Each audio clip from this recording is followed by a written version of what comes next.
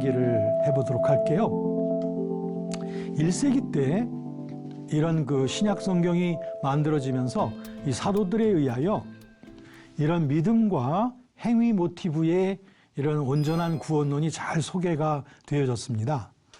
그런데 안타깝게도 교회가 점점 이제 자라나면서 그리고 확산되어져 가면서 여러 종교들과 여러 세속적인 신념들과의 그 영향을 받게 됩니다. 그러다 보니까 신약 성경에 나타나는 이런 믿음과 행위 모티브가 잘 적절하게 조화되어진 이런 구원론이 점점 이상스럽게 퇴색되어져 가기 시작합니다. 어떻게 퇴색되어져 가냐면 행위 중심적으로만 퇴색되어져 가는 겁니다.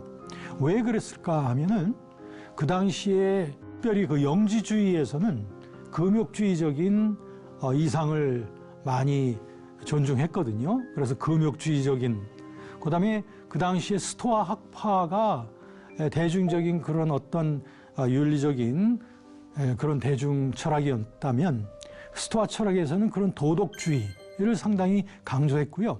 또한 유대교에서도 또 강조했던 것이 율법주의를 강조했어요. 그러다 보니까 이 기독교가 직면하고 있는 여러 다른 종교들, 특별히 영지주의의 금욕주의, 그다음에 스토아 학파의 도덕주의, 그리고 유대교의 율법주의, 이 세 가지가 다 어떤 공통점이 있을까요? 그것은 바로 이들이 다 인간의 공로와 선행과 인간의 노력, 이런 것들을 굉장히 강조한다고 하는 공통점이 있습니다. 그러다 보니까 기독교가 그런 영향을 점점 받아가게 되어서 이제 2세기, 3세기 흘러가면서 기독교가 좀 공로주의적인, 공적을 강조하는 이러한 기독교로 점점 변해가더라 하는 겁니다. 특별히 그 터툴리안 같은 그런 교부가 이 공적의 신학, 공적에 대한 공로를 굉장히 강조하는 그런 신학을 많이 말하기도 했습니다.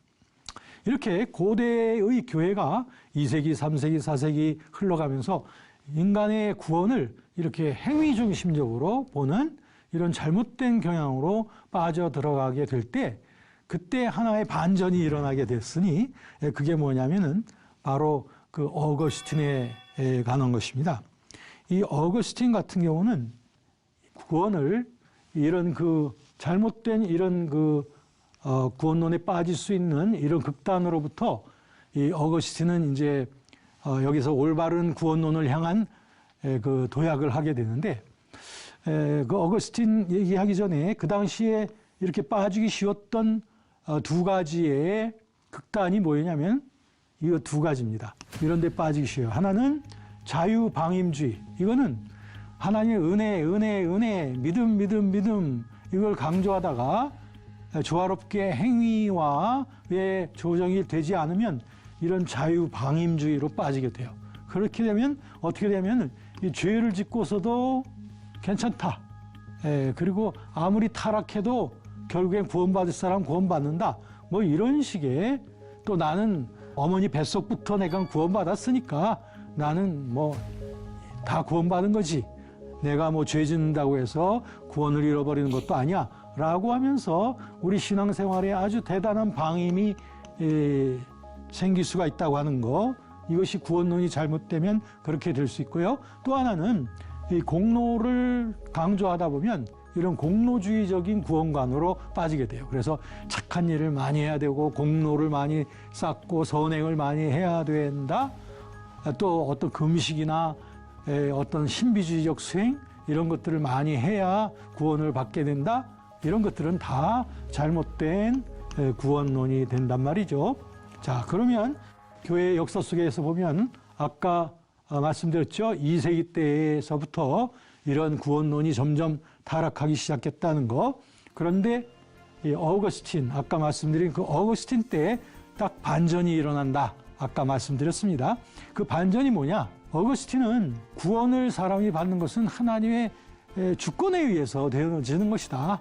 그렇기 때문에 인간이 뭐 선행을 하고 안 하고에 따라서가 아니라 하나님께서 구원하기로 작정한 사람은 구원을 받는 것이다 라고 하면서 구원에 있어서의 그 하나님의 주권을 굉장히 강조를 했다고 하는 점이죠. 그러니까 하나님의 주권을 강조하다 보니까 구원받는 것은 결국 하나님의 은혜로서 구원받는 거다. 그러니까 하나님의 주권, 그 다음에 하나님의 은혜, 전적인 하나님의 은혜예요. 이거에 의해서만 구원받는다라고 함으로써 그 이전에 있었던 2세기, 3세기 때의 공로주의적인 구원관을 반대하는 그런 경향이 어거스틴에게서 나오게 된 거죠. 우리가 오늘날까지 어거스틴을 굉장히 존중하는 면이 굉장히 많은데 그 중에 하나도 이런 구원에 관한 그의 사상이 이전에 잘못되어져 가던 것을 다시 돌이키려고 하는 그런 방향으로 됐다. 그러면 그 이후, 어거스틴 이후 교회는 그러면 계속적으로 하나님의 주권과 은혜에 의한 구원을 말했을 거 아니냐? 이렇게 말할 수 있겠지 않습니까? 그런데 그렇게 되질 않고 하나님 중심의 구원론을 말하긴 했지만 그러나 그 이후에 가톨릭의 그 교황들은 또 여전히 이전에 따르고 있던 그런 공로주의적인 구원론을 다시 따라가게 되는 것을 보게 돼요. 그렇게 돼서 마침내 한 13세기에 이르러서 중세 절정기인데요.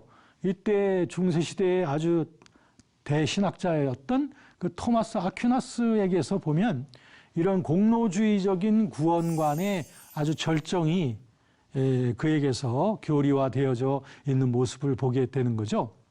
자, 이렇게 보면 참 교회가 시작이 되어지고 나서 처음에는 사도들을 통하여 매우 성경적인 그리고 복음적인 그 구원관이 우리에게 소개가 되어졌고 그 내용이 신약 성경에 있는 구원관이란 말이에요.